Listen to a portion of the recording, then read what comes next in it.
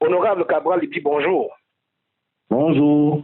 Alors, le Parti camerounais pour la réconciliation nationale, le PCRN, conduit une liste pour les sénatoriales du 12 mars prochain dans la région du littoral. Pourquoi la région du littoral, honorable, quand on sait que le PCRN a plus de conseillers municipaux dans la région du centre, plus précisément dans l'Union Ekele? Pour une raison toute simple, on ne force pas les candidatures.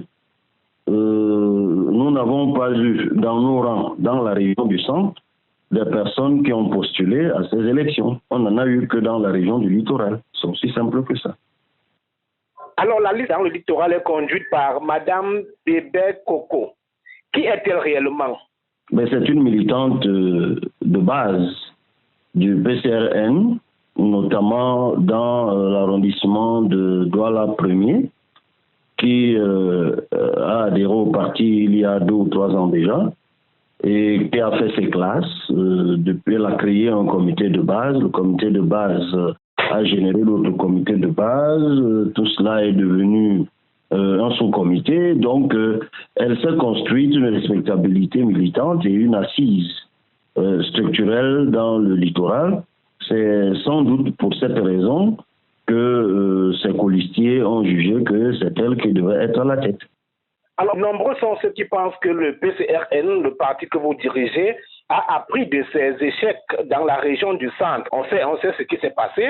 Aujourd'hui, quel est le langage que le PCRN va tenir dans le littoral pour espérer entrer dans cette institution, dans cette chambre haute du Parlement?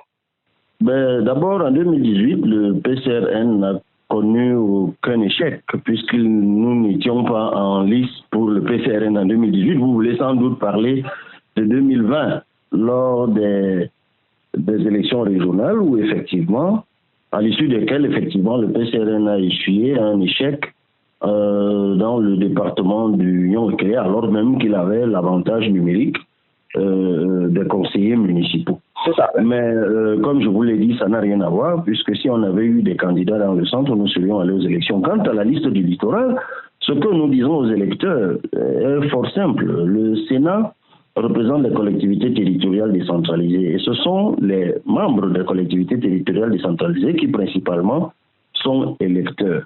Et nous leur rappelons que nous, le PCRN, notre posture en faveur des CTD au Cameroun, en faveur de la décentralisation aboutie, notre position, elle est connue. Nous n'avons de cesse de la défendre avec véhémence et éloquence à l'Assemblée nationale. Et nous regrettons que l'institution parlementaire qui constitutionnellement représente les collectivités territoriales décentralisées est jusqu'ici, hélas, restée à fond sur cette question. Et c'est pour cela que nous disons aux électeurs que, indépendamment de leurs appartenances politiques, il faut qu'ils se situent au-dessus des clivages partisans pour donner la possibilité à ceux qui peuvent le mieux défendre leurs intérêts de les représenter au Sénat. Et nous, le PCRN, nous pensons, en tout cas en comparaison avec les autres concurrents dans le littoral, nous pensons être ceux-là, et c'est évident, je crois, pour tous ceux qui suivent l'actualité du PCRN, nous pensons être, disais-je, ceux-là qui peuvent le mieux incarner cette représentation et cette défense de CTD au Sénat. Oui, effectivement, dans le projet de société que conduit la liste de PCRN dans le littoral, vous parlez de défendre les collectivités territoriales décentralisées. Mais la question demeure, les défendre contre quelle menace et venant de qui? Non, on ne défend pas forcément une institution contre une menace. On défend une institution au sens de défense de ses intérêts pour que les attentes et les besoins et les doléances de cette institution soient au mieux entendus par ceux qui sont à la décision. Et c'est dans ce sens que nous employons le terme défendre. Alors, honorable, les chiffres révélés par un journal, le journal Écho Matin, pour ne pas le citer, révèlent qu'en 10 ans de fonctionnement, le Sénat, à lui seul, a pu utiliser, pour ne pas dire, aspirer 167 milliards de francs CFA, une institution dont les retombées sur le terrain ne sont pas visibles auprès des Camerounais. Pourquoi le PCRN veut automatiquement entrer dans ce que d'autres ont qualifié de mangeoire du Parlement? C'est justement pour donner du sens à cette institution. Est-ce que vous pensez que la voix du PCRN pourra être portée? Bien sûr. Vous savez, on a dit cela même lorsque nous allions à l'Assemblée nationale. Certains, même dans l'opinion, nous ont fait le reproche d'être candidats. On nous disait alors que ça ne servait à rien puisqu'on n'avait pas la majorité et que ça on ne changerait rien. Et nous n'avons eu de cesse de dire aux gens qu'une institution demeure une institution et nous sommes dans un contexte de jeu des équilibres et des majorités démocratiques. En revanche, même si nous n'avons pas la faveur du nombre, nous avons fait la promesse d'avoir la faveur de la pertinence. Et il me semble que jusqu'ici, il n'y a pas de doute sur l'existence, la visibilité, le combat que le PCRN, nonobstant le fait que nous n'ayons que 5 députés sur 180, mène à l'Assemblée nationale.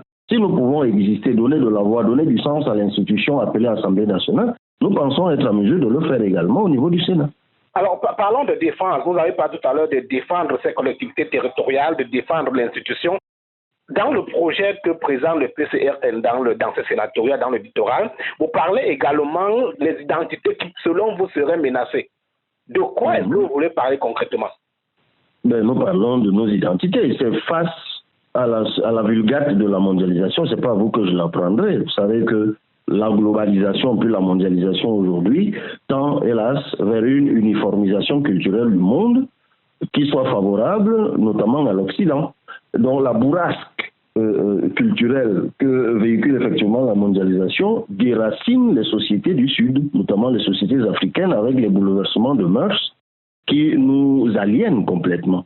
Et nous, au Cameroun, nous pensons qu'il y a un électorat, ne l'oublions pas, notamment les conseillers régionaux, qui est constitutif des représentants de notre tradition. Et sur ce point encore, nous n'avons eu de cesse de démontrer que nous sommes en faveur de la préservation de notre identité. D'abord, moi qui vous parle, j'ai publié un ouvrage qui s'intitule « Le fédéralisme communautaire », dans lequel je parle effectivement d'une préservation farouche de notre identité. Mais bien au-delà de cela, à l'élection présidentielle, puisque nous étions candidats, nous avons dit ce que nous devrions nous faire du Sénat si nous serions élus, c'est-à-dire une chambre de patriarches et d'autorités traditionnelles en charge de veiller à ce que le fonctionnement de l'État ne déracine pas les bornes de notre identité culturelle. Donc, nous disons aux chefs traditionnels, qui pour certains sont électeurs, que nous, au PCRN, nous incarnons cette vision pour notre société, alors faites-nous confiance. Alors, honorable, sur le terrain, la campagne est déjà en cours et s'achève samedi prochain. Est-ce que le PCRN est bien reçu par les conseillers municipaux et les conseillers régionaux des autres partis politiques? Globalement, oui. Il y en a qui sont réticents ou qui nous ferment complètement les portes. Mais on pourrait dire que sur une barre de 0 à 10, on pourrait dire que nous sommes au moins à 6% ou 7%. 6% notamment reçus par, j'ai bien dit, de 0 à 10. Donc à 6, nous mettrions à 6 le curseur de l'accueil qui nous est réservé par l'électorat. Parce que bon, malheureusement ou heureusement, il se passe que dans les faits, la majorité des électeurs dans la région du littoral sont d'un parti concurrent, par principe. Donc il y en a qui voient d'un mauvais œil de nous recevoir, mais il y en a heureusement qui acceptent de nous recevoir. D'ailleurs, je ferai moi-même le déplacement à Douala pour demain, lors d'une rencontre avec les conseillers municipaux de la commune de Douala 3.